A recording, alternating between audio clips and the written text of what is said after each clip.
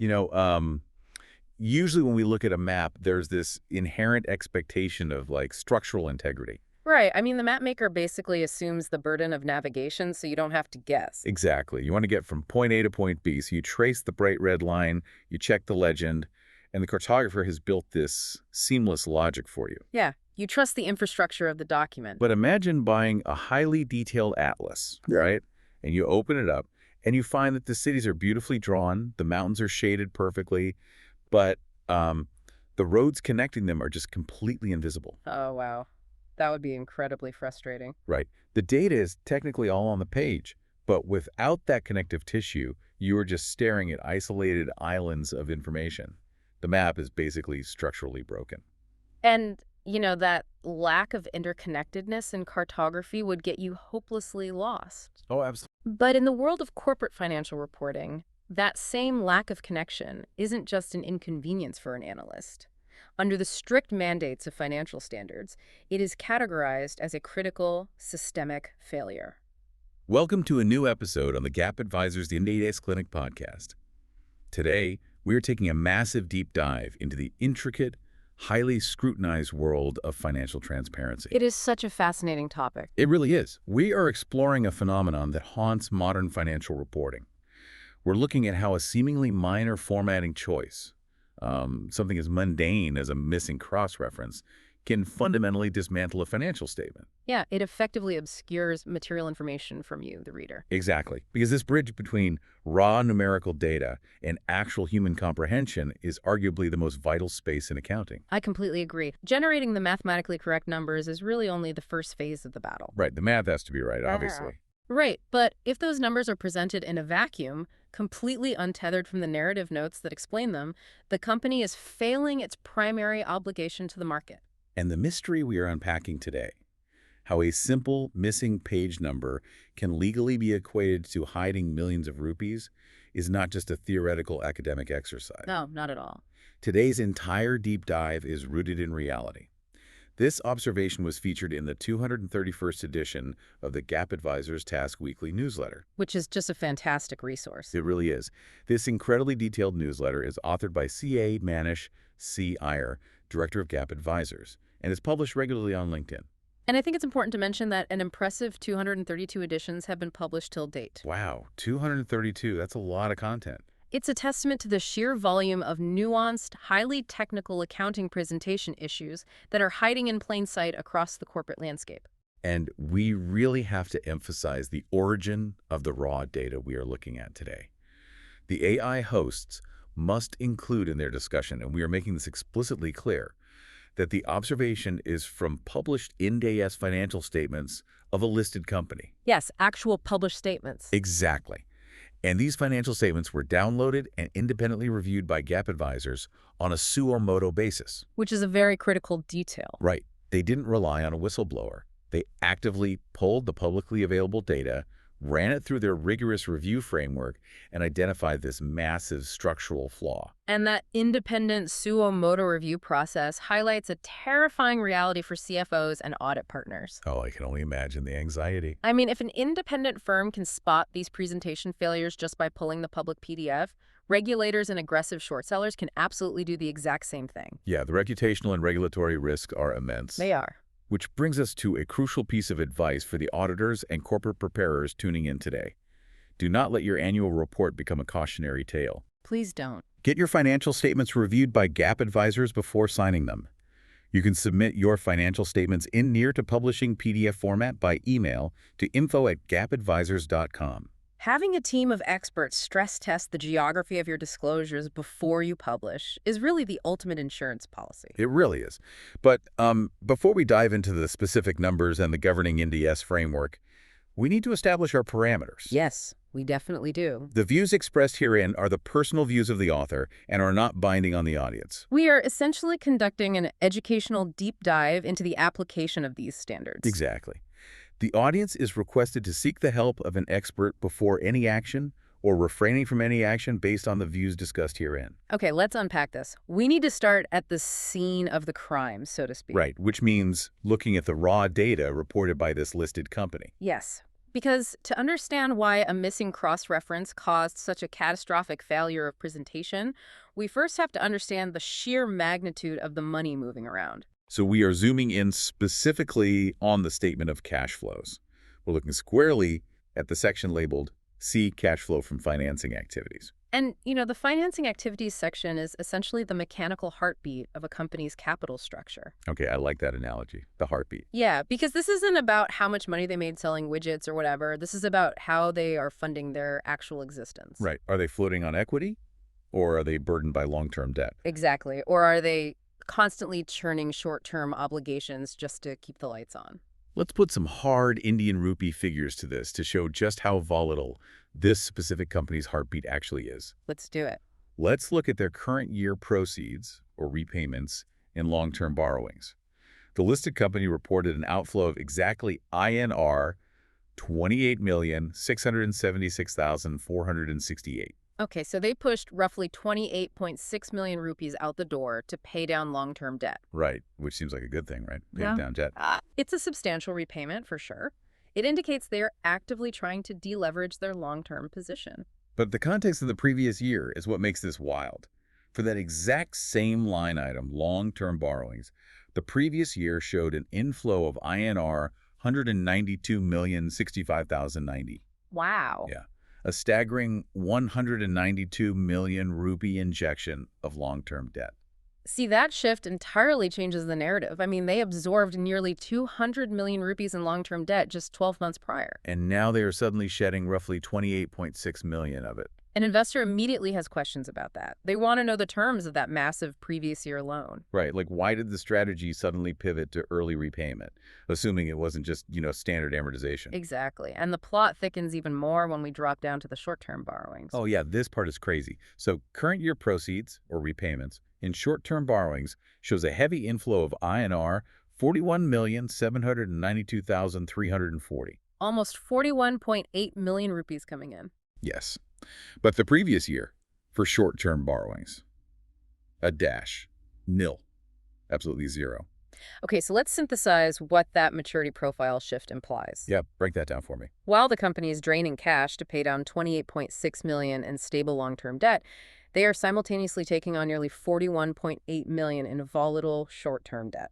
So they're basically trading stability for immediacy. Exactly. And to an auditor or an institutional investor, that kind of tectonic shift in the capital structure is a blaring siren. It just screams risk. It does. It suggests potential liquidity constraints, or maybe they're making an aggressive bet on short-term interest rates. Then we also have to factor in the cost of carrying this debt burden.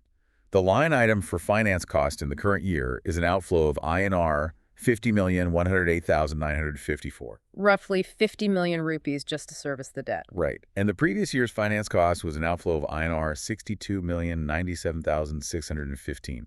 So roughly 62 million rupees. So the drop from 62 million to 50 million in finance costs mathematically correlates with the fact that they are carrying less total debt on average this year compared to the end of the prior year. Okay, that makes sense. But even so, 50 million rupees in finance costs against the backdrop of pivoting to short-term borrowings. It paints a picture of a company actively wrestling with its leverage. So if we tally the entire financing section up, the net cash flow from or use in financing activities for the current year is a net outflow of INR 36,993,083. Roughly a 37 million rupee outflow. Right. But the previous year, that net figure was a massive inflow of INR 129,967,475, roughly a 130 million rupee inflow. So we are looking at a year-over-year swing of nearly 167 million rupees in net financing momentum. That is just a massive swing. It is. Those numbers represent massive structural decisions made by the board and the Treasury Department. But those raw figures, right, the 41.8 million in, the 28.6 million out, they are entirely one-dimensional. Completely. They tell an analyst the what, but they offer absolutely zero insight into the why or the how. Right.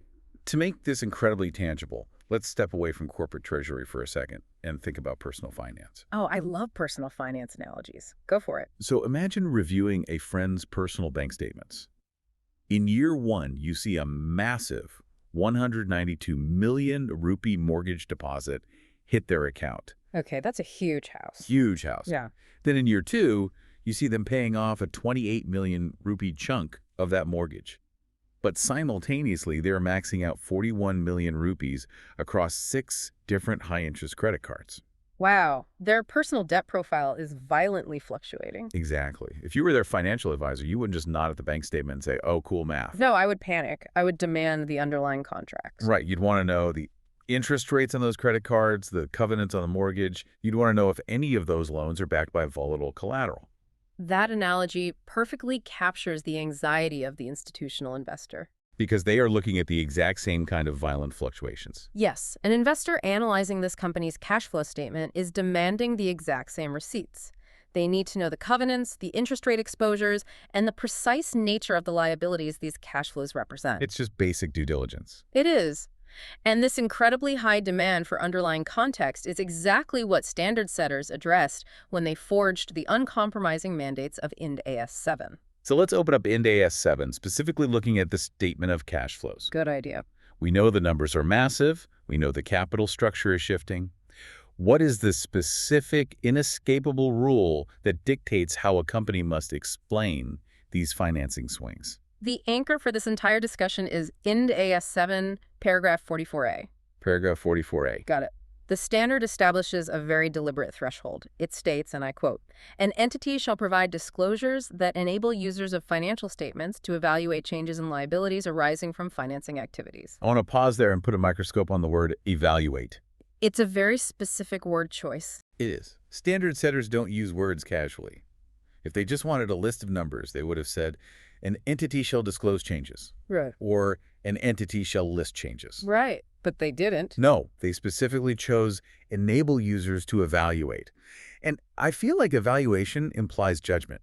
It implies giving the reader the tools to actually perform a qualitative assessment of the risk. That is a critical distinction, yeah. To evaluate means the user must be able to understand the trajectory of the risk. Right, not just the current snapshot. Exactly. Like if a company takes on 41 million rupees in short-term debt, evaluation means knowing if that debt is pegged to a floating interest rate. Because if central banks hike rates next month, that floating rate could bankrupt the company. Wow, so you really need the underlying details. But paragraph 44A introduces an even more complex layer. It explicitly dictates that these disclosures must include, quote, both changes arising from cash flows and non-cash changes. Okay, the cash flow part is intuitive. We just went over it. Cash comes into the bank account, debt goes up. Cash leaves the bank account, debt goes down. Very straightforward. But non-cash changes to a financing liability. For someone outside of a corporate treasury department, the idea that a company's debt can violently swing by millions of rupees without a single transaction hitting the bank account seems like impossible. It seems like a glitch in the matrix. I know, it sounds counterintuitive. How does a financing liability change without cash? It is far more common and actually far more dangerous than most casual observers realize. Really? How so? Well, standard setters specifically added this mandate because investors were getting completely blindsided by shadow debt changes. Let's walk through a highly realistic hypothetical. Okay, lay it on me. Imagine an Indian manufacturing company. Let's call them Company X. Company X wants to acquire a German competitor, so they take out a massive loan denominated in euros from a European bank. Okay, so the debt is sitting on their Indian balance sheet, but the underlying obligation requires them to eventually pay back euros. Exactly. Now, let's say Company X doesn't make a single principal or interest payment for an entire fiscal year. Okay, so no cash moves at all. Right. No cash flows related to this loan enter or leave their Indian rupee bank accounts. If you look purely at the statement of cash flows, the financing section for this specific euro loan would just show a dash. 0. Nil. So the cash flow statement suggests the debt has remained perfectly static. Nothing to see here. But underneath the surface, a macroeconomic storm is brewing. Over that 12-month period, let's assume the euro drastically strengthens against the Indian rupee. Oh, I see where this is going. Because Ind AS requires monetary liabilities denominated in foreign currencies to be retranslated at the closing exchange rate on the balance sheet date, the rupee equivalent value of that euro debt balloons massively. The liability skyrockets by millions of rupees. Yes, the balance sheet shows a massive spike in debt, but the statement of cash flows shows zero activity. That's terrifying. If an analyst is only looking at the cash flows, they are entirely blind to the fact that company X's leverage ratio just became incredibly toxic. Exactly, because of that foreign exchange exposure. That is a massive non-cash change. Let's stress test this with another scenario, because I think understanding the invisible mechanics of non-cash changes is the key to understanding why standard setters are so rigid about this. I completely agree. What about changes in the actual structure of the instrument, like, say, a debt-to-equity conversion? Oh, that's a perfect example. Imagine a company issues convertible debentures. Investors hold these bonds, which represents a significant liability for the company. Right. They owe the bondholders money. But halfway through the year, the company's stock price surges. So the bondholders decide to exercise their right to convert that debt into equity shares. Okay, so millions of rupees in liability are wiped off the books, and equity capital increases by the exact same amount. And again, I have to ask, how much cash actually changed hands between the company and the bondholders during that conversion? None. The company just issued new share certificates. The bank account didn't move a millimeter. But the capital structure of the company was fundamentally transformed. The leverage plummeted. Future interest obligations just evaporated. But if an investor only looks at the statement of cash flows, they see zero debt repayment. Right. They might assume the company is still heavily burdened by those debentures. Right. Without a disclosure explaining the non-cash debt-to-equity conversion, the user just cannot evaluate the reality of the company's financing activities.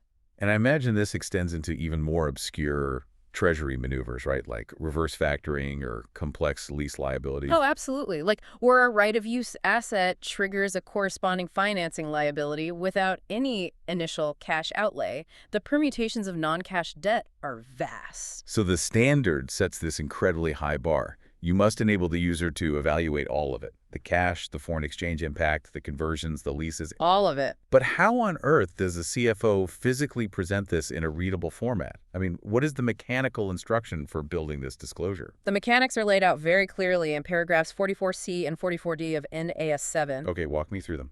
First, 44C establishes the perimeter. It clarifies that liabilities arising from financing activities are those for which cash flows were, or future cash flows will be, classified as cash flows from financing activities. Makes sense. And crucially, it pulls in financial assets that hedge these liabilities. Let's clarify that hedge aspect, because if our hypothetical company X was smart, they wouldn't just leave that massive euro loan exposed to currency swings. Right. They would hedge it. They would buy a derivative, like a forward contract, specifically designed to gain value if the euro strengthens. That would offset the ballooning debt. Precisely. And paragraph 44C ensures that those specific hedging assets are dragged into the exact same disclosure ecosystem as the debt itself. Because you can't evaluate the risk of the debt without simultaneously evaluating the derivative protecting it. Exactly. But the real architectural blueprint is found in paragraph 44D. The standard acknowledges the complexity of merging cash and non-cash data, so it offers a structured framework. What does it say? It states, quote, "One way to fulfill the disclosure requirement in paragraph 44A is by providing a reconciliation between the opening and closing balances in the balance sheet for liabilities arising from financing activities." A reconciliation bridge. I visualize this as like a massive horizontal table spanning a 2-page spread in the annual report. That is exactly how it usually manifests physically. You have your rows listing every single type of financing liability, long-term loans, short-term borrowings, lease liabilities. And the column. And your columns tell the chronological story of the year. Walk me through the columns. If I'm an analyst sliding my finger across this table, what is the journey I'm taking? Your finger starts on the far left column, the opening balance on April 1st. This number ties directly to the previous year's balance sheet. Okay, starting point established. Then you slide right to the next column, which is cash flows. This is the net of the proceeds and repayments we discussed earlier. Got it. Next column, non-cash foreign exchange adjustments. Next, non-cash fair value changes. Next, non-cash leases acquired. Next, non-cash debt-to-equity conversions. So I am essentially watching the math happen in real time. I start with the opening debt, add the cash borrowed, subtract the cash paid, add the forex loss, subtract the converted equity. And you finally arrive at the far right column, which is the closing balance on March 31st. It's a mathematically perfect bridge. It is. It explains every single rupee of variance, empowering the user to evaluate exactly how the company managed its financing.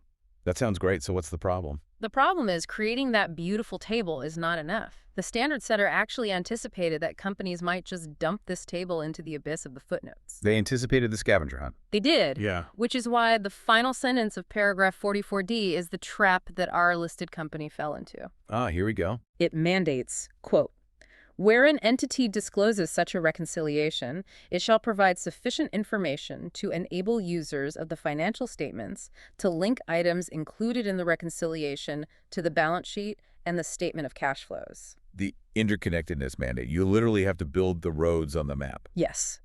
The ecosystem must be seamlessly integrated. A primary user must be able to put their finger on the proceeds from short-term borrowings line on the primary cash flow statement and immediately, without hesitation, follow a designated path straight to the reconciliation table. So we arrive at the climax of the observation. Yes, we do. We have the massive 167 million rupee swing in financing. We have the Ind AS 7 requirement for a reconciliation bridge to explain the cash and non-cash elements.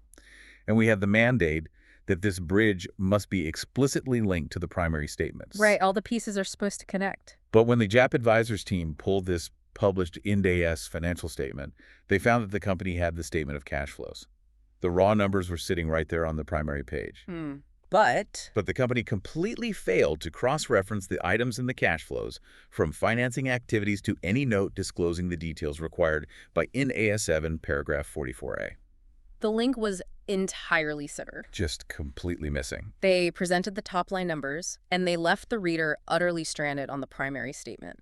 The reader is just staring at a 41.8 million rupee influx of short-term debt, with no signpost indicating where to find the explanation. Now, I want to push back on the severity of this. Yeah. Let's really stress test the logic of the standard here. Okay, play devil's advocate. I'll play the role of the defensive CFO who just got audited. Let's hear it. I oversee the production of a 300-page annual report. My treasury team built the reconciliation table. My accounting team verified every single rupee in the non-cash foreign exchange column. Okay, so the work was done. Yes, the work Yeah. was done, and we placed that beautiful mathematically perfect table in Note 42, which happens to be on page 215 of the PDF. Yes, my associate forgot to type C Note 42 next to the financing line item on page 45. It's a typo, a formatting oversight. The data is all technically contained within the single PDF document. Why is standard setting treating a missing hyperlink as a massive report-failing violation? That is a very common defense. But the defense of the data is in the PDF somewhere is completely dismantled by Ind AS 1, paragraph 113. Paragraph 113, what does that cover? It governs the presentation of financial statements. The overarching philosophy of Ind AS 1 is that financial statements are not just data dumps, they are communication tools. Right. Paragraph 113 states, quote, an entity shall present notes in a systematic manner. Systematic manner. That implies a deliberate architectural design, not just an alphabetical list of tables. Exactly. The standard requires the entity to consider the effect on the understandability and comparability of its financial statements when determining what is actually systematic. And how do they define systematic in this context? Well, to remove any ambiguity about what systematic means in the context of linking data, paragraph 113 continues with a non-negotiable directive. Okay, lay it on me. An entity shall cross-reference each item in the balance sheet and in the statement of profit and loss, and in the statements of changes in equity and of cash flows to any related information in the notes. Shall cross-reference. It's an absolute imperative. There is literally no materiality threshold for providing the map. There is no choice. It's binary. You either did it or you didn't. To answer your defensive CFO, why does it matter if the table is on page 215? Because without the cross-reference, the entity fundamentally shifts the burden of discovery away from the preparer and onto the user. Ah, I see. Let's walk through the physical, mechanical reality of an institutional analyst reviewing this document during earnings season. Okay. That analyst is not leisurely reading the annual report like a novel by the fireplace. They are under immense pressure, reviewing perhaps 10 different complex multinational companies in a single day. Right, time is money. Their valuation model depends on speed and accuracy. Exactly. So they take the company's cash flow statement, they see the 192 million rupee long-term borrowing from the previous year pivot to a 28.6 million repayment, and their model essentially demands an explanation for that variance. And if the cross-reference is there, If it's there, if they see note 42, they instantly jump to page 215, plug the non-cash variables into their model, assess the foreign exchange risk, and move on. The communication is seamless. but if that link is missing, like in our observation, The analyst is now trapped in a 300-page scavenger hunt. that sounds miserable. They have to manually scroll through dozens of unrelated footnotes, tax contingencies, related party transactions, inventory accounting policies, all hoping they stumble across a reconciliation table that might not even be titled intuitively. It turns corporate reporting into a bureaucratic escape room. The analyst is flipping through ledgers trying to solve a puzzle the CFO always has the answer key to. And that friction is entirely unacceptable under Ind AS. If the analyst misses the table because it was buried in an unrelated section of the notes, they make a valuation decision without understanding the non-cash leverage risks. So the missing cross-reference structurally breaks the understandability of the financial statement. Precisely. I understand the friction. I really understand the analyst's frustration here. But elevating a formatting error to the level of a regulatory failure brings us to what I think is the most fascinating, deeply philosophical part of the accounting standards. Yes, this is where it gets really profound. We are crossing the line from technical geometry into the actual philosophy of deception.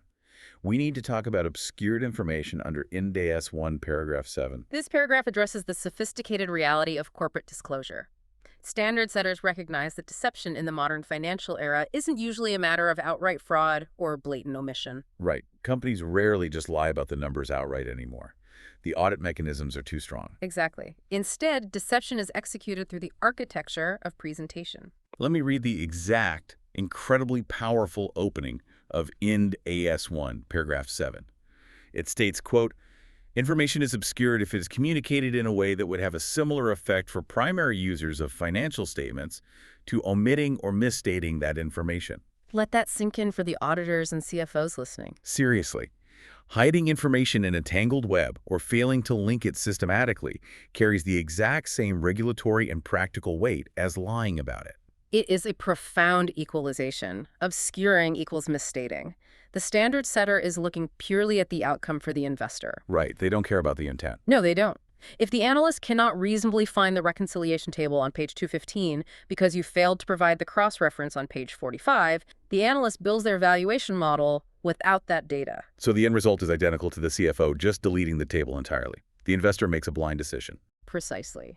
The intent behind the missing link, whether it was a malicious treasury strategy to hide terrible foreign exchange losses or just an exhausted accountant rushing a PDF merge at 2 a.m., is entirely irrelevant to the outcome. The information was obscured, therefore it is treated as omitted. Exactly. Now, to ensure companies can't claim ignorance about what constitutes obscuring, the standard actually provides a framework.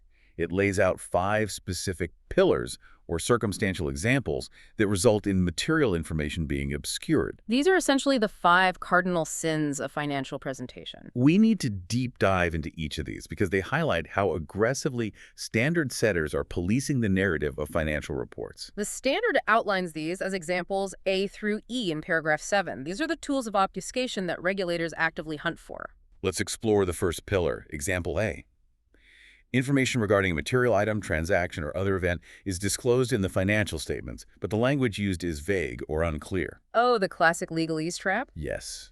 How does a company weaponize vocabulary to hide reality? This usually happens when the legal department wrestles control of the disclosures from the accounting department.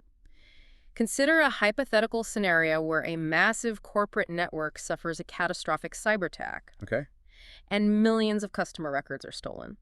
This is a highly material event that will incur massive regulatory fines and huge reputational damage. So the company obviously has to disclose the contingent liability in the notes. They do.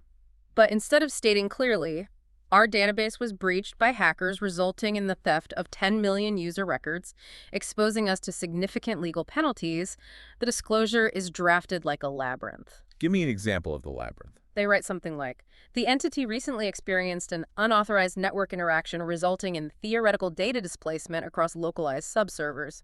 Management is currently evaluating the probabilistic impact of external regulatory inquiries, though the temporal horizon of any financial outflow remains largely indeterminable pending further multi-jurisdictional review. Oh my God, that is an incredible piece of fiction. They wrote 50 words that technically satisfy the requirement to mention the event, but practically communicate absolutely zero actionable risk to the investor. Exactly. The defensive CFO might point to that paragraph and argue, hey, we disclosed the cyber attack. But in AS1, paragraph 7, point A, empowers the regulator to strike that defense down. Yes. The language used was so deliberately vague and unclear that a primary user could not evaluate the severity of the threat. The company didn't lie, but they obscured the truth to the point of omission. Moving to the second pillar, example B. Information regarding a material item, transaction, or other event is scattered throughout the financial statements. This is the map without roads. And this is the precise framework that catches the listed company in our observation today. Yes, this is the danger of fragmentation. It is exactly what happens when you fail to cross-reference. Let's look at how scattering actually destroys meaning. Okay, let's look at it. You have the total cash outflow for financing of 37 million rupees sitting on page 45. You have a related party transaction involving a massive loan to a subsidiary buried in note 14 on page 110. Okay, scattered. Then you have the non-cash foreign exchange adjustments affecting that debt trapped in the foreign currency translation note on page 165. And you have the actual Ind AS 7 reconciliation bridge floating adrift on page 215. All the parts of the engine are in the garage, but none of them are bolted together. And because they aren't bolted together with systematic cross-referencing, the investor cannot see the machine working. Right. The information regarding the company's true leverage and liquidity risk isn't missing, but its narrative power has been effectively destroyed because it was scattered to the winds. The standard treats fragmentation as misstatement. Let's unpack the third pillar, example C. Right. Dissimilar items, transactions, or other events are inappropriately aggregated. Aggregation is essentially lumping things together. Right, but how does combining data become a tool for deception? Aggregation becomes deceptive when you blend a highly sustainable, positive trend with a toxic, one-time event to manipulate the perceived operational health of the company. Oh, I see. Give me a concrete example. Let's assume a retail company is having a disastrous year.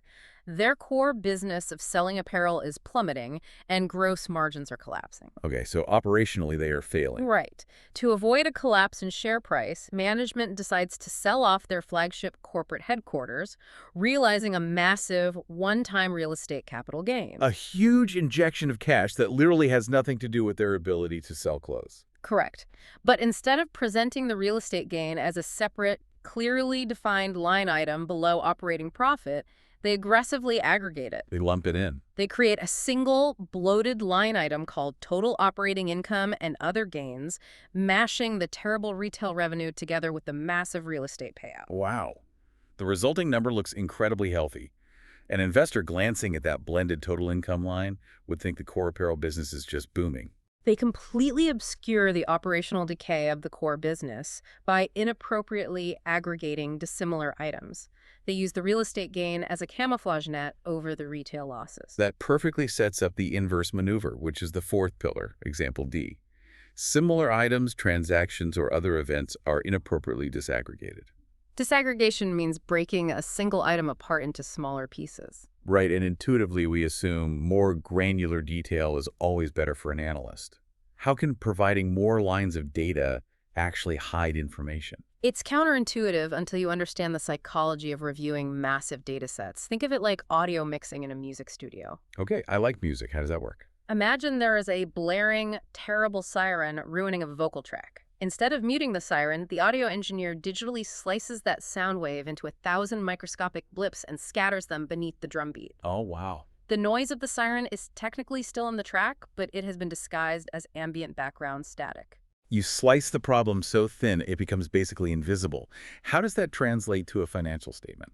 Imagine a massive chemical manufacturing company that gets hit with a devastating 500 million rupee penalty for severe environmental violations. A huge red flag. Presenting a single line item titled Environmental Fines, $500 million would trigger an immediate sell-off by ESG investors and analysts. It's a glaring red flag. It's the blaring siren. So instead of showing the siren, the Treasury team disaggregates the fine. They take that $500 million and slice it into tiny pieces. Where do they hide the pieces? They categorize $50 million under legal consultancy fees, $100 million under site maintenance and remediation, $150 million under miscellaneous operating levies, $100 million under government duty surcharges, and so on. Spreading the penalty across 20 different benign-sounding expense categories. That is incredibly insidious. By breaking apart similar items that all relate to a single massive regulatory failure, they force the penalty to blend seamlessly into the background noise of normal operational overhead. The investor never sees the 500 million rupee mistake. They just assume general costs went up slightly across the board. Disaggregation used in this manner is a highly effective way to obscure systemic operational failures, which is why Ind AS 1 aggressively prohibits it. It really is. And finally, we arrive at the fifth pillar, example E. The understandability of the financial statements is reduced as a result of material information being hidden by immaterial information to the extent that a primary user is unable to determine what information is material. This sounds like the classic needle in a haystack data dump. It is the weaponization of volume. When a company is forced to disclose something, they really don't want the market to focus on, say, an incredibly toxic portfolio of unhedged derivatives. They don't just put it on page 1. No, they surround it with a fortress of completely useless, immaterial data to induce information fatigue in the reader. They write a 400-page report dedicating 15 pages of agonizing granular detail to the accounting policies for depreciating office furniture and cafeteria equipment, items that account for maybe 0.001% of their budget. They drown the analyst in pages of immaterial noise about desks and chairs. Exactly. By the time the analyst reaches the single incredibly dense paragraph on page 312, that vaguely outlines the derivative exposure that could theoretically wipe out the company's entire equity base, the analyst's cognitive bandwidth is completely exhausted. The material signal is entirely lost within the immaterial static. The standard setter explicitly views this data dumping as a form of obscuring. You cannot use excessive compliance on trivial matters to camouflage severe risks. So, synthesizing all of this back to the listed company at the heart of our deep dive today, Let's bring it back to the observation. we look at the massive 167 million rupee year-over-year swings in their financing activities. We see Ind AS 7 demanding a reconciliation to evaluate both cash and non-cash changes. And we see Ind AS 1 demanding a cross-reference to link that reconciliation to the primary statement. The company failed to build that link. Therefore, the regulatory verdict is uncompromising.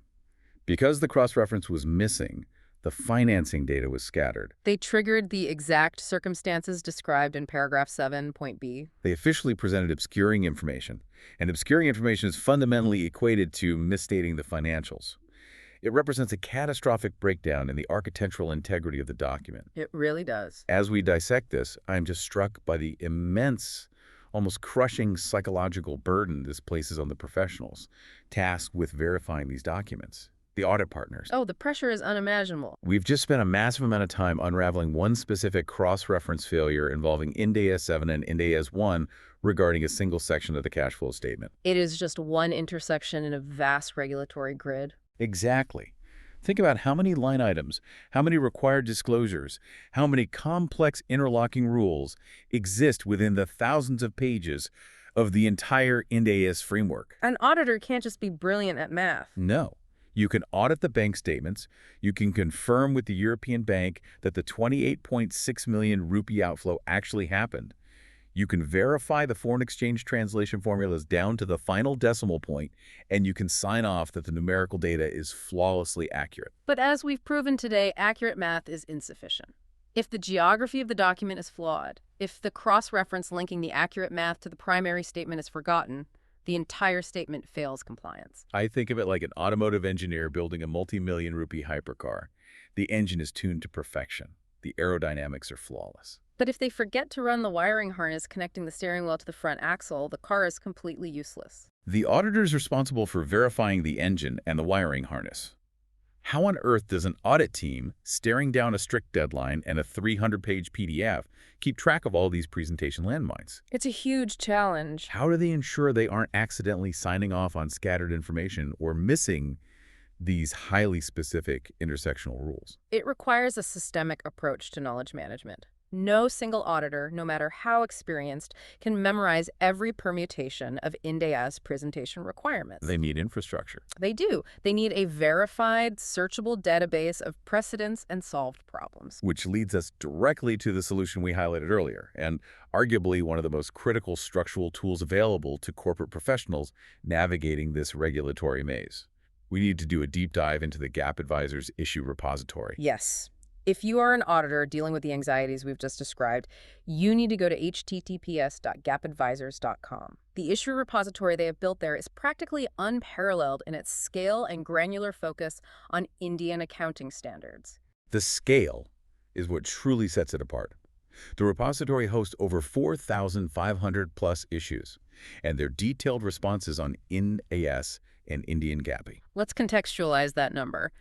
4,500 resolved issues. It's massive. That means almost any obscure, terrifying scenario a CFO or auditor might encounter, whether it's a missing link in a financing reconciliation, a complex dispute over how to aggregate dissimilar revenue streams, or a nuanced question about hedging derivatives. It has likely already been encountered, rigorously analyzed, documented, and structurally resolved within this database. It is the collective intelligence of the Indian corporate reporting ecosystem, centralized in one location.